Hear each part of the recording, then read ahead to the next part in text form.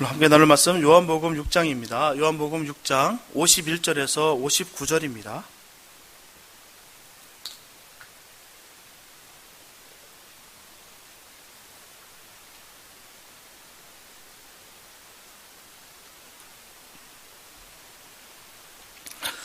요한복음 6장 51절에서 59절 말씀입니다. 주님에게 한 말씀 봉독해 올려드립니다.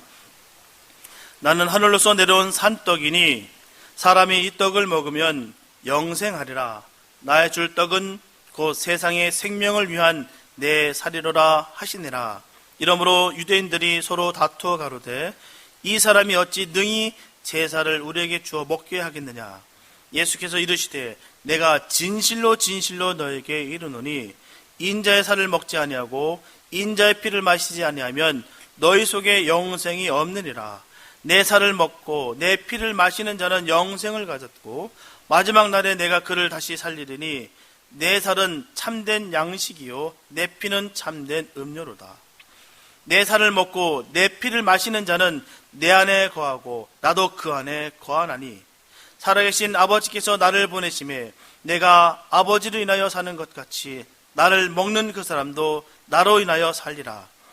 이것은 하늘에서 내려온 떡이니 조상들이 먹고도 죽은 그것과 같지 아니하여 이 떡을 먹는 자는 영원히 살리라.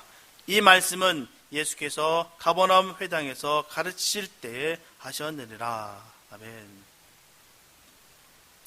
사람들은 모두 행복한 삶을 살기 원합니다. 그래서 그것을 위해서 부단하게 노력을 해요. 하지만 그렇게 노력하는 것에 비해서 자신의 기다는 성과에 못 미치게 된다면 힘들어하며 살아가고 있습니다. 성 어거스틴은 오랜 세월 행복을 찾아 방황하다가 마침내 그것을 발견하고는 고백록에 이렇게 기록되어 있다는 것이죠. 왜 사람들이 행복하지 못합니까? 그것은 사람들이 그들을 행복하게 해주는 진리는 희미하게 기억하고 있는데 그들을 불행하게 해주는 여러 가지 잡다한 일에는 지나친 관심을 가지고 있기 때문입니다. 이처럼 우리는 행복하게 만드는 진리가 있는데도 불구하고 이것을 희미하게 기억하고 있다. 그렇게 지금 어거스틴은 전하고 있습니다. 우리를 불행하게 만드는 잡다한 일들은 목숨처럼 붙들고 있는데 정말 진리가 되는 그 말씀은 우리가 희미하게 여기고 있다는 것이죠. 그렇기 때문에 우리가 행복할 수 없으며 우리가 불행할 수밖에 없다는 것입니다. 그 이유가 거기 있다는 것이에요. 우리가 잘못된 것을 우리가 부여잡고 있을 때 그 결과는 비참하다라는 것입니다. 오늘 본문에서 주님은 물질적 떡을 바르고 자신을 따르는 이 군중들에게 전하십니다. 하늘의 떡을 믿음으로 받아 먹으라 하셨습니다. 진리를 붙잡으라고 말씀하시는 것이에요.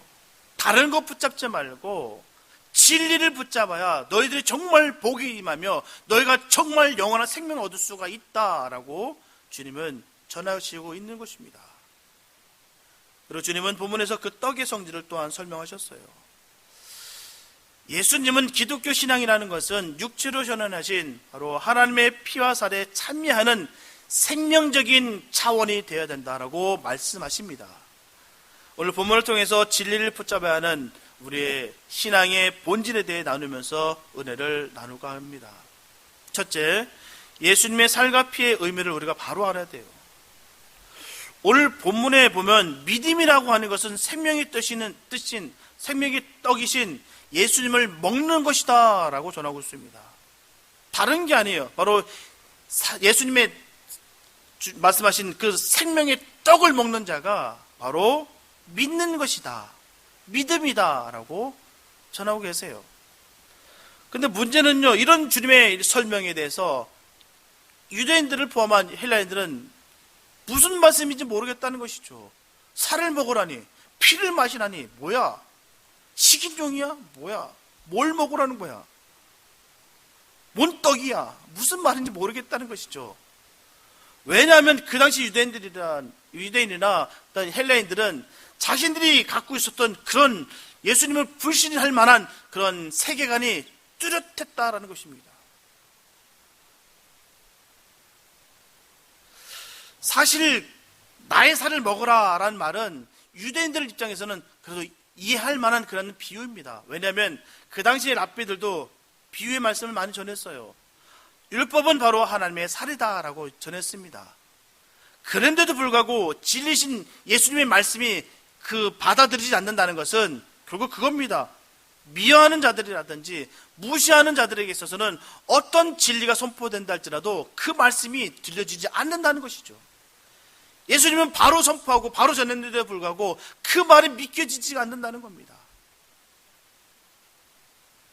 그렇다면 주님의 그 상징적 비유의 의미는 무엇이겠습니까? 우리가 그 뜻을 우리가 바로 새겨들 줄 믿습니다. 첫째, 인자살의 비유에 대해 우리가 살펴볼 필요가 있습니다.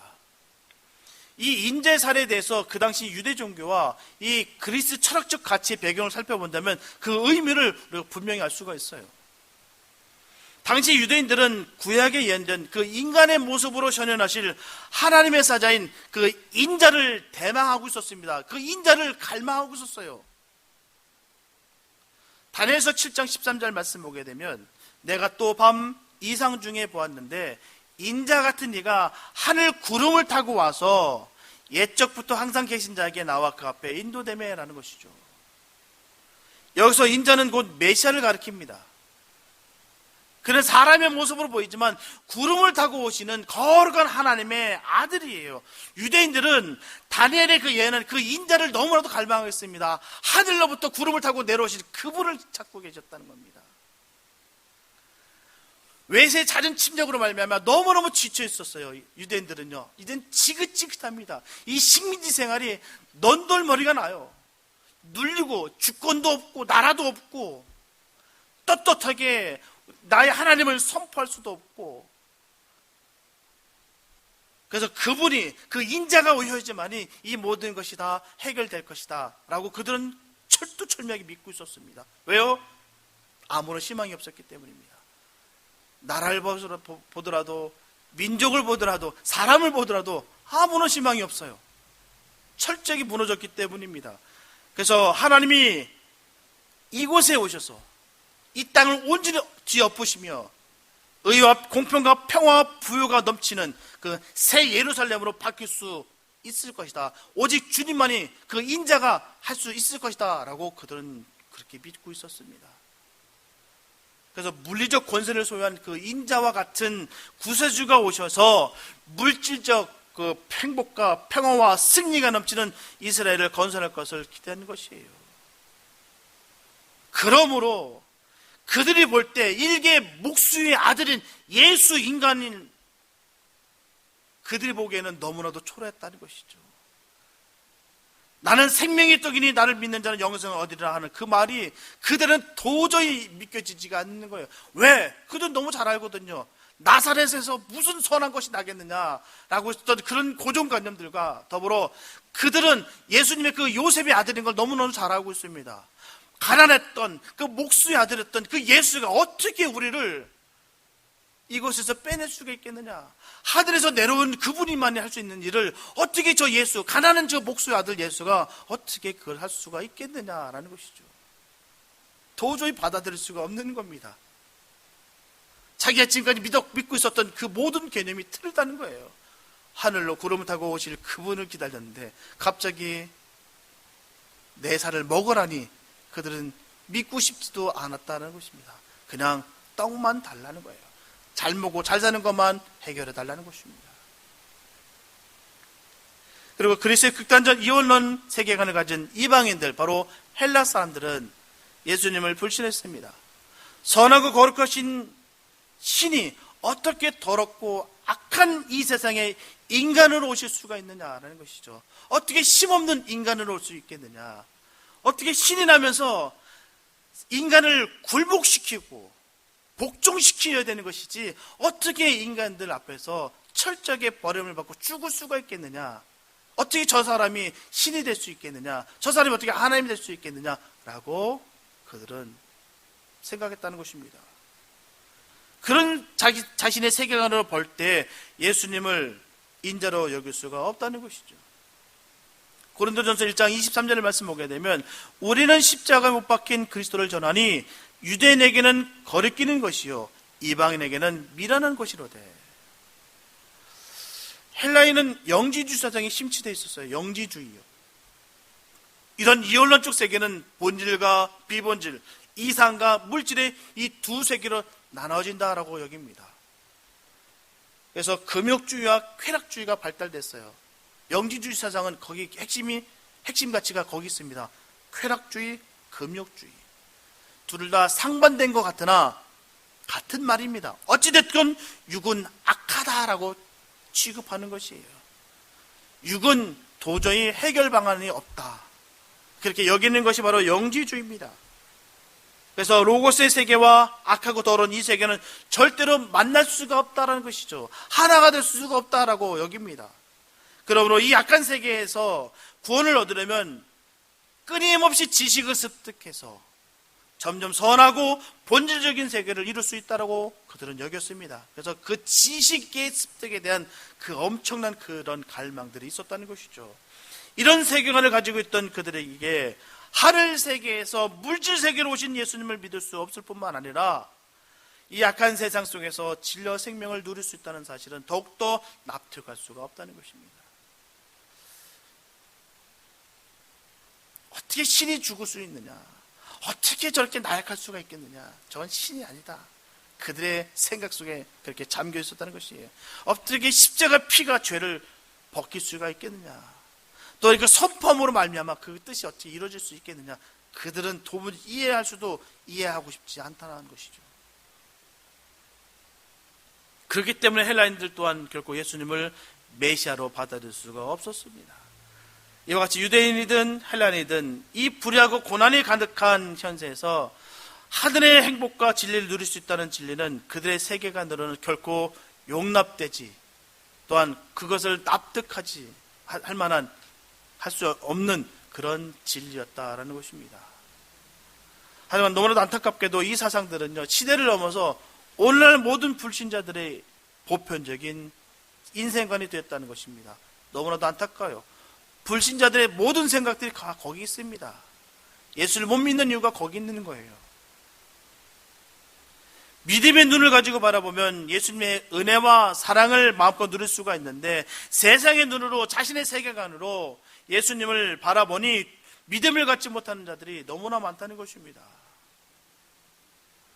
그러므로 주님의 내 살을 먹어야 영생을 얻는다는 그 말씀은 나를 육체로 오신 하나님으로 믿어야 영생을 얻는다라는 신앙의 본질을 강조하시는 것이에요. 내 살을 먹어야, 영접해야 너희가 구원을 받는다. 분명히 기독교 신앙은 윤리적 대상이나 모범을 따르는 것이 아니에요. 세상에서 깨끗하게 잘 살았다고 해서 구원을 얻을 수 있는 것은 결코 아닙니다. 기준이 거기 있는 것이 아니에요. 이렇게 예수님을 먹고 영생을 누리는 자들, 그런 자들이 바로 거듭난 자다라고 말하는 것입니다. 그리고 거듭난다라고 우리가 가시적인 그 표현과 확정은 바로 내 삶에 들어오신 그 절대자, 그분이 하시는 모든 말씀을 내가 생명을 걸고 내가 응답하면서 헌신한다라는 것이 바로 믿음입니다. 그게 바로 거듭남의 증거예요. 이것이 바로 기독교의 신앙의 본질입니다. 그분을 나의 구주로 여기며 주님께서 주시는 모든 말씀을 내가 생명을 다해 믿는 것, 전하는 것, 행하는 것, 이게 바로 믿음이라는 것이죠. 로마서 12장 1절의 말씀 보게 되면 너희 몸을 하나님이 기뻐하시는 거룩한 산제사로 드리라. 이는 너희의 드릴 영적 예배니라. 이렇게 하나님을 믿는 우리가 되었다면 우리가 해야 될 것이 있다라는 것이죠. 그것은 바로 우리 몸을 거룩한 산제사로 드리라는 것입니다. 그것이 바로 영적 예배라고 하시는 것이에요. 하나님을 예배한다는 말은 바로 그분에게 최상의 가치를 드리는 것이 바로 영적 예배입니다. 그게 바로 예배예요. 주님의 살을 먹은 사람에게 있어서 가장 중요한 증거가 바로 하나님을 진정으로 예배드리는 사람입니다. 여기서 영적 예배는 하나님께 화려한 미사고로 기도를 잘하는 걸 말하는 것이 아니에요. 또는 장엄한 의식을 드리는 것도 아닙니다. 물론 예배 요소에 있어서 기도와 의식은 너무너무도 중요한 것이에요. 중요합니다. 중요치 않다는 것이 아니에요. 너무너무 중요합니다. 정말 제어할 수 없습니다. 그러나 진정한 예배, 영적 예배는 하나님께 자신의 몸을 드리는 거예요. 그래서 몸을 드린다는 것은 우리 자신을 주님께 드려서 주님이 쓰시는 영적 도구가 된다는 말입니다. 우리 몸은 결코 육체의 정욕을 위한 도구가 아니에요. 주님을 섬기는 의의 도구가 되어야 될 줄로 믿습니다.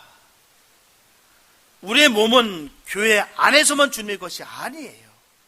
우리의 삶의 터전에서 그리고 어디서든지 우리의 몸은 하나님의 영광을 드러낼 때 그것이 곧 우리 자신의 삶을 드리는 예배가 되는 것입니다. 삶이 예배가 되어야 되고요, 예배가 삶이 되어야 되는 것이에요. 우리는 그냥 살아가는 것이 아닙니다. 대충 그냥 그날 그턱 그렇게 살아가는 것이 아니에요. 매일매일 순간순간이 하나님과 함께하는 그런 예배된 삶을 살아가야 되는 것입니다. 왜요? 우리가 그 살을 먹었기 때문에, 우리가 주님을 영접했기 때문입니다. 수많은 사람들이 많아요. 예수님 말씀 못 들어본 사람 어디 있겠어요? 그러나 너무나도 감사한 것은 우리가 그 살을 먹었다는 게 감사한 거예요. 아무리 떡을 준다고 해서, 아무리 살을 준다고 하고, 아무리 피가 참된 음료라고 해서 전해준다 할지라도 그것을 먹을 수 있고 마실 수 있는 사람이 극히 적더라는 것이죠. 먹은 복이 얼마나 큰지 모릅니다. 안다라고 하면 우리는 우리의 삶이 예배가 되어야 될 줄 믿습니다. 우리 모두 그런 예배자 되길 원합니다. 예수님은 그런 예배자에게 관심이 있으시고요, 그런 예배자에게 한없는 축복을 넘치게 부어주십니다. 둘째, 인재 피해 비율을 우리가 살펴볼 필요가 있습니다. 이 말씀은 불의한 인간이 거룩한 하나님과 교제하는 것이 신앙이라면 그 교제에는 조건이 있다는 것이죠. 바로 피해 제사로서 죄를 속죄해야 된다는 것입니다. 이 속죄의 개념을 유대인은 성전의 동물 제사로 이행해 왔어요. 유대인들은 제사를 지내기 위해서 성전에 갔습니다. 그리고 그 성전 안에는 지성소가 있어요. 그리고 지성소 안에는 법궤가 있습니다. 그리고 그 법궤를 덮는 덮궤를 속죄사라고 합니다. 또한 시은좌라고 하는데요, 말 그대로 은혜를 베푸는 자리라는 뜻입니다. 유대인들은 자신의 죄를 속죄하기 위해서 대속죄일에 대제사장 단 한 명만이 그 희생제물의 피를 들고 들어가 지성소에 들어가서 속죄소 위와 앞에 그 피를 뿌림으로 말미암아 이스라엘의 죄를 속하였습니다. 그래서 이곳은 인간의 죄를 용서해주는 장소, 화목의 자리를 의미하는 것입니다. 출애굽기 25장 10절부터 22절의 말씀을 우리가 짧게 정리하게 된다면, 그들은 조각목으로 궤를 짓되 정금으로 그것을 싸되 그 안팎을 싸고 내가 내게 줄 증거판을 궤 속에 둘지며 정금으로 속죄소를 만들되 속죄소를 궤 위에 얹고 내가 내게 줄 증거판을 궤 속에 넣으라. 거기서 내가 너와 만난다라고 말씀하셨어요. 그 법궤 그 안에는 바로 모세가 하나님으로부터 받은 그 십계명에 기록된 돌판 2개가 들어있습니다. 그 외에도 만나를 담은 금 항아리와 또한 아론의 쌍난 지팡이가 들어있습니다. 이런 율법을 대표하는 물건이 들어있는 그 법궤의 뚜껑인 속죄소 위에 피를 뿌린다는 것은 시은소의 언약궤 뚜껑이 계명을 지키지 못하는 사람들의 죄를 가려주었다라는 것입니다. 그리고 죄의 문제가 해결되면 하나님과 인간 사이의 화목의 관계가 회복되었다라는 것입니다. 그들은 하나님과의 화목한 관계를 회복한 후에야 하나님께서 임재하시는 영광을 볼 수가 있다는 것이죠. 그냥 보는 것이 아닙니다. 이 죄 회복이 있을 때 이루어지는 것이에요. 그러므로 이 속죄소는 하나님의 보좌여 언약 백성들의 만남의 장소였다는 것입니다. 여기서 또한 십자가에서 화목제물이 되신 바로 예수님을 상징하는 것이에요. 로마서 3장 25절 말씀 보게 되면 이 예수를 하나님이 그의 피로 인하여 믿음으로 말미암는 화목제물을 세우셨으니 이는 하나님께서 이 길이 참으시는 중에 전에 지은 죄를 관가하심으로 자기의 의로우심을 나타내려 하심이니라 라고 분명 말씀하고 있습니다. 관과하심이다 라는 뜻은요, 이 원어적인 의미가 유월되다 라는 뜻입니다. 바로 유월전에 문설주에 피를 발라서 유월했던 것처럼 그 죄를 유월하겠다, 관과하겠다 라고 말씀하시는 것이에요. 예수의 피의 능력으로 말미암아 말입니다. 이처럼 피의 역사가 없이는 생명으로 구원을 이룰 수가 없다는 것이에요. 예수님이 오시기까지는 대제사장 외에는 갈 수 없었던 이 시온소가 예수님의 은혜로 말미암아 누구나 담대하게 이제는 주님께 나아갈 수 있게 되었다라는 것입니다. 얼마나 감사한지요.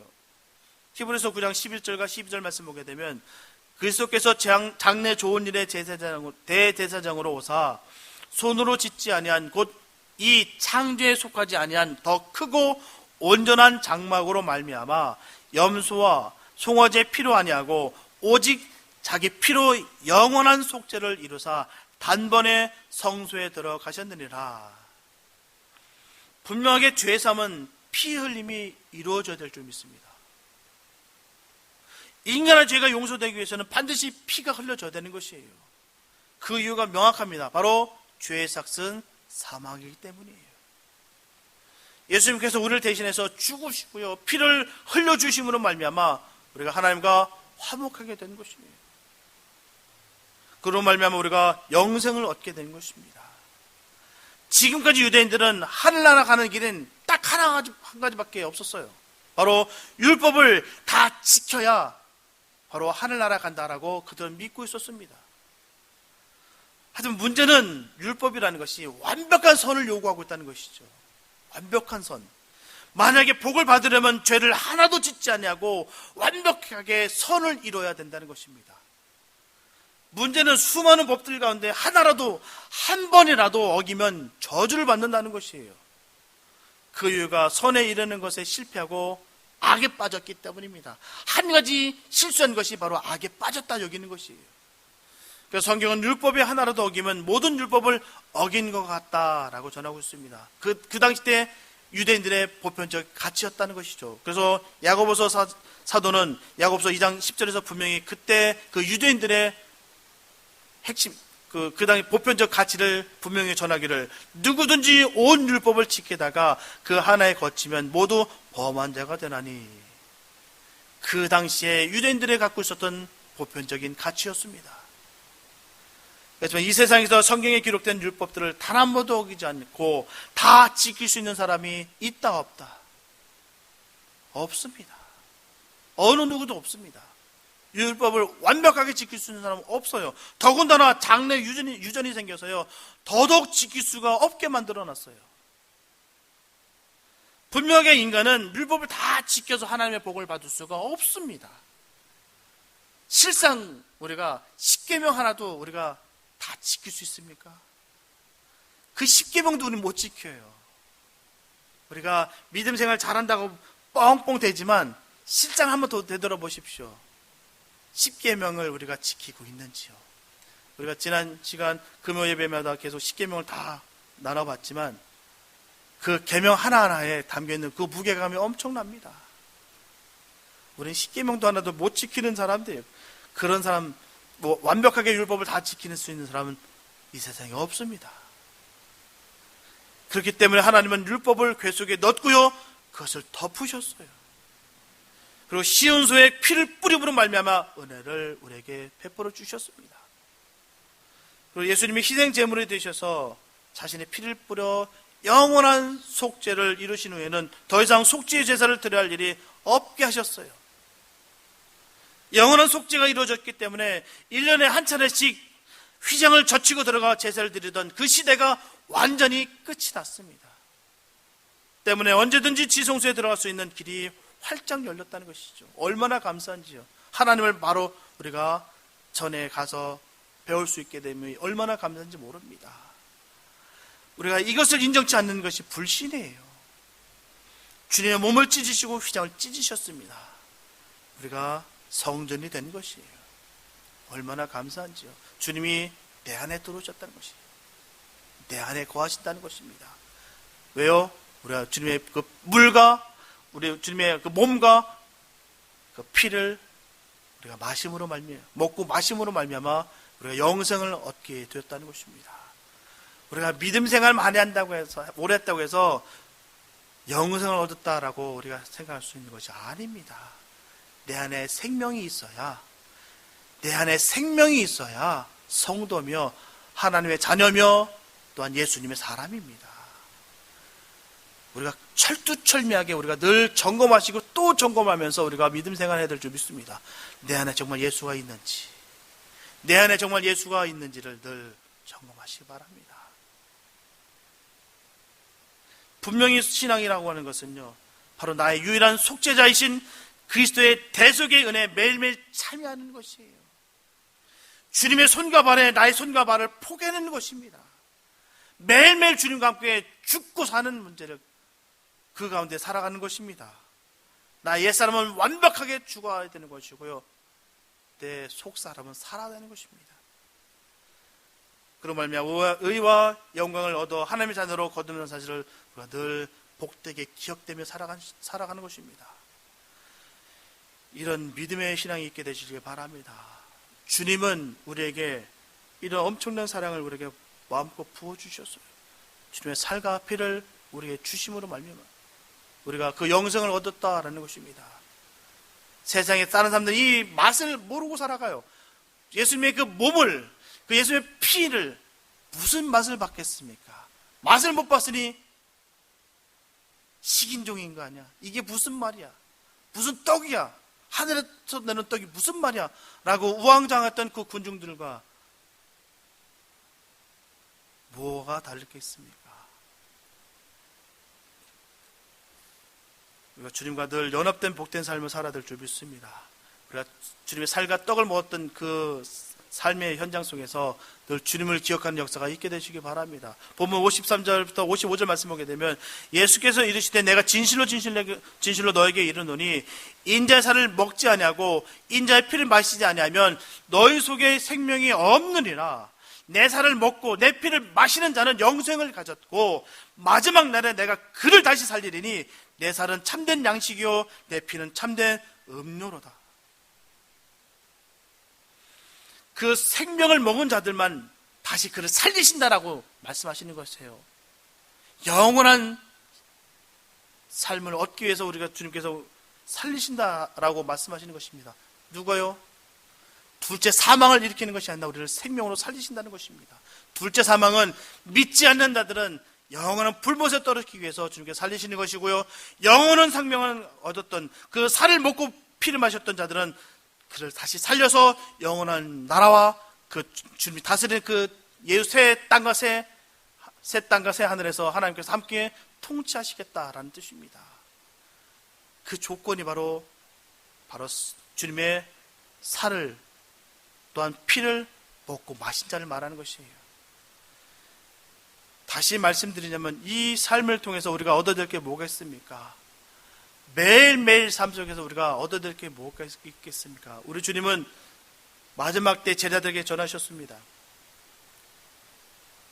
이 살을 먹고 이 피를 마심으로 말미암아 나를 기념하라. 기념하라가 뭐겠습니까? 기억하라는 것이에요.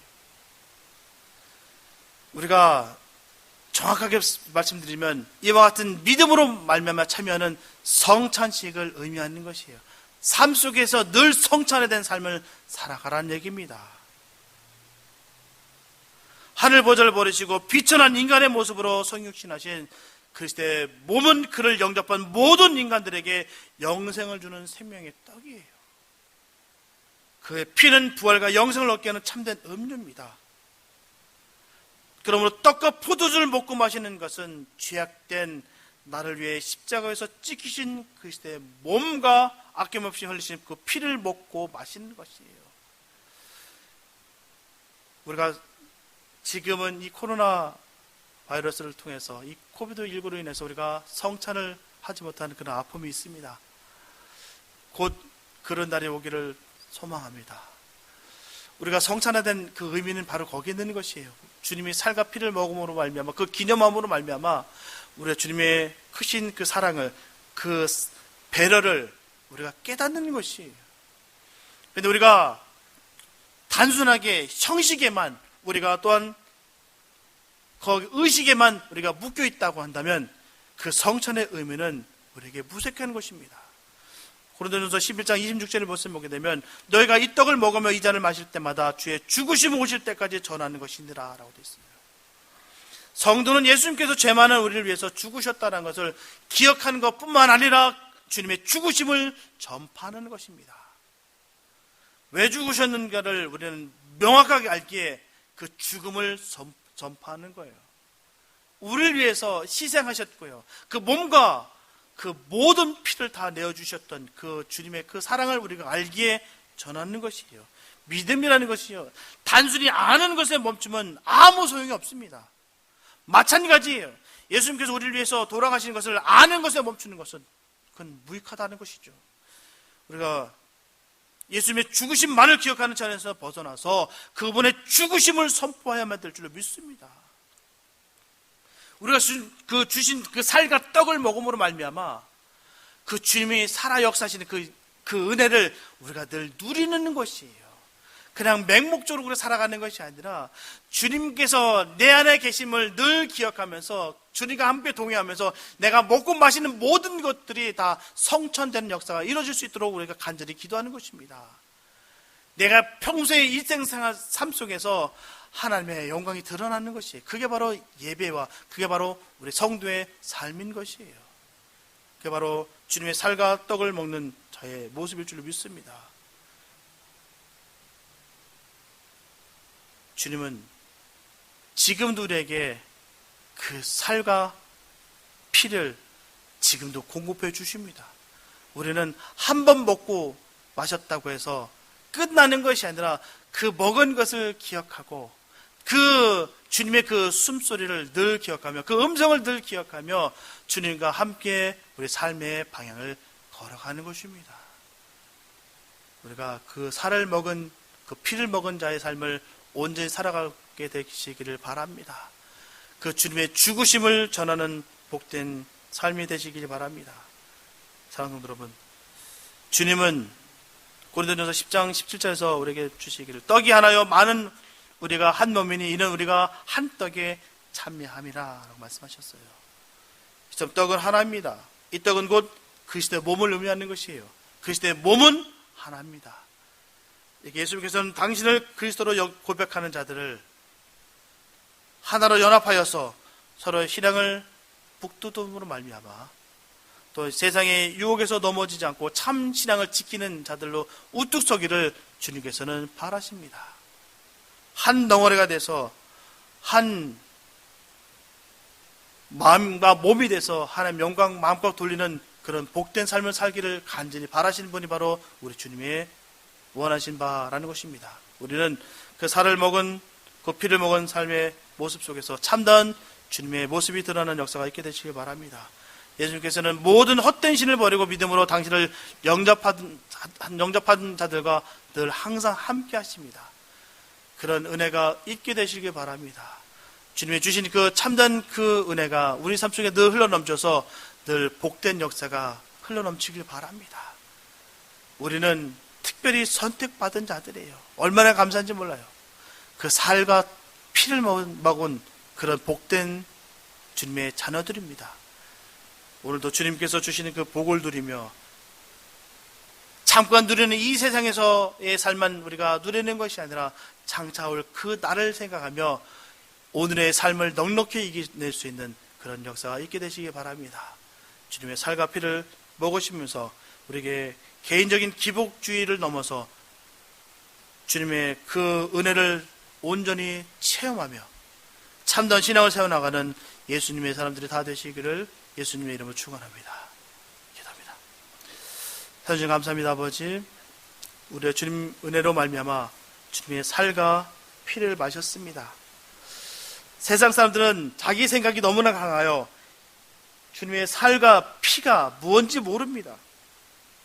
그게 큰 어떤 가치가 있는지도 모릅니다. 그러나 우리가 너무나 그 사랑을 깨닫기에, 너무나 잘 알기에, 너무나도 그 은혜를 누렸기에 아버지 주님 이 감사가 끊어지지가 않습니다. 아버지, 우리가 형식에 묶여 있는 것도 아니고 세상에 묶여 있는 것도 아니며 우리의 자만심에 묶여 있는 것도 아니고 오직 주님께 붙잡힌 바 되어 살아갈 수 있는 복된 우리 모두가 되게 하여 주시옵소서. 살과 피를 먹었습니다. 주님이 살과 피를 먹었다는 것은 주님의 희생을 우리를 인하여 주님이 죽으셨음을 우리가 안다는 것입니다. 아버지, 주님의 그 죽으심을 헛되이 만들지 않게 도와주시고 우리 삶 속에서 주님의 그 크신 은혜가, 주님 주신 그 능력이 나타나게 하여 주시옵소서. 우리만 알고 우리만 먹고 즐기는 것을 끝나는 것이 아니라 주님께서 주신 이 놀라운 그 사랑을 전하는 자 되기 원합니다. 세상 끝날까지, 마지막 날까지 주님의 이 살과 피를 전하는 자 되게 하여 주시옵소서. 영생을 누리는 자 되게 하여 주시옵소서. 영원한 생명이 우리와 함께하기에 우리가 당당할 수 있음을 다시 한번 고백합니다. 늘 감사, 은혜가 넘침을 다시 한번 고백합니다. 주님, 역사하여 주시옵소서. 주께서 인도하심을 믿사옵고 우리를 원하신 예수님의 이름으로 기도했습니다.